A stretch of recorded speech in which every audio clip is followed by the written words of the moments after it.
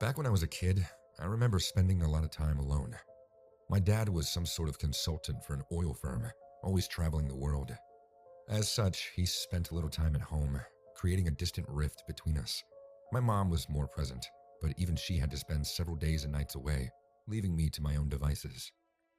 Though I always insisted that I was old enough to survive on my own, my parents forced a local babysitter on me.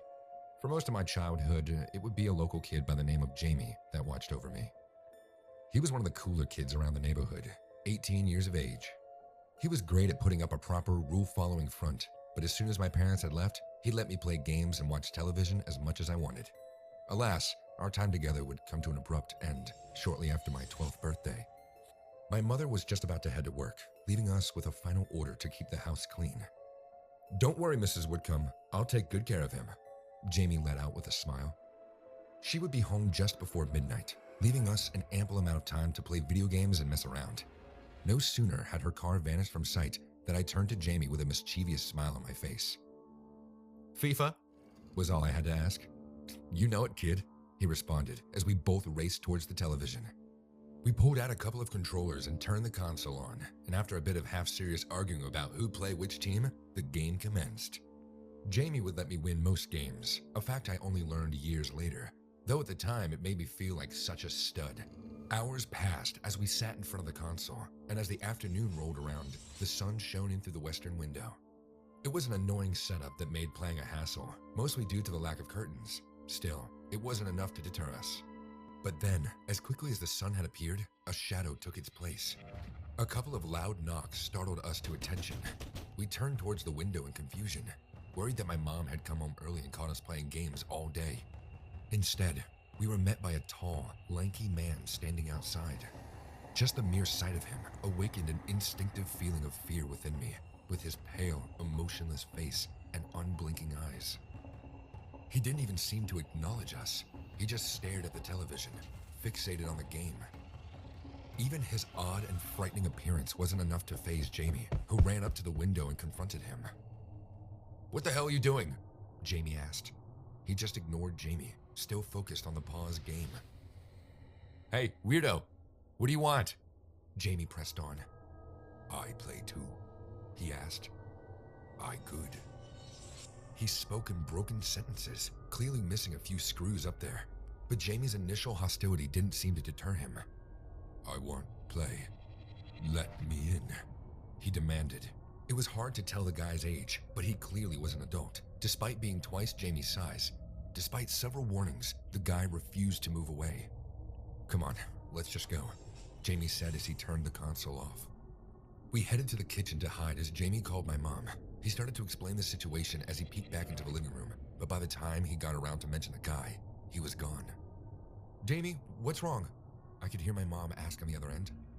Sorry, it was nothing," Jamie said. We ate some microwave pizza as we tried to forget the strange guy.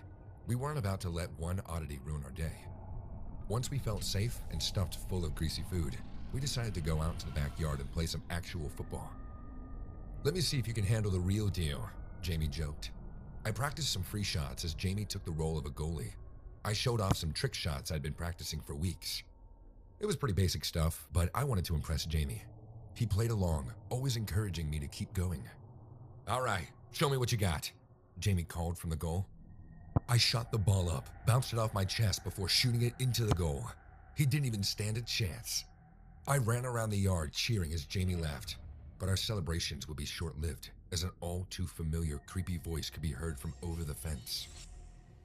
"I can also," it said. It was that same man, staring us down from the other side. He appeared just as emotionless as before, with unblinking eyes that silently observed us. "I can trick."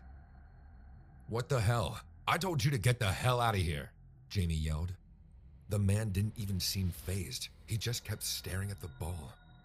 "Let me," he just said. "No, bro, please leave," Jamie yelled. "If you don't leave, I'll call the police." But it was no use. The man just stood there. Not wishing to fight him, we retreated inside to call my mom. It rang for well over a minute before she finally answered, surprised and worried that we'd elected to contact her twice in one day. "Jamie, is everything all right?" she asked with worry in her voice. There's a strange guy here refusing to leave. I think he's sick. Should I call the police? Did he try to get inside? Mom asked. Nah, he's just staring, Jamie explained. Just make sure the doors are locked. Don't talk to him. I'll be home in a couple of hours. We hid inside my room on the second floor, away from the window. Neither of us wanted to admit just how creeped out we were, but we weren't exactly playing around either. Midnight quickly rolled around, and as the clock struck 12, we were jolted back to attention to the sound of the door shooting open. Fuck! Jamie let out as he rushed to my bedroom door, shutting it closed and putting a chair in front of it. Is it him? I asked in a panic. Stay quiet, he ordered back. We basically held our breaths as we waited. Steps could be heard coming up the stairs. A knock appeared on the door, causing my heart to beat out of my chest. Tommy? Jamie? A voice called out. As I recognized my mom's voice, a wave of relief washed over me. I rushed out and embraced her in a hug, much to her surprise. The police were called, but due to the lack of an imminent threat, they only gave us a half-hearted promise to look into it. Jamie got paid extra for taking care of me and headed home.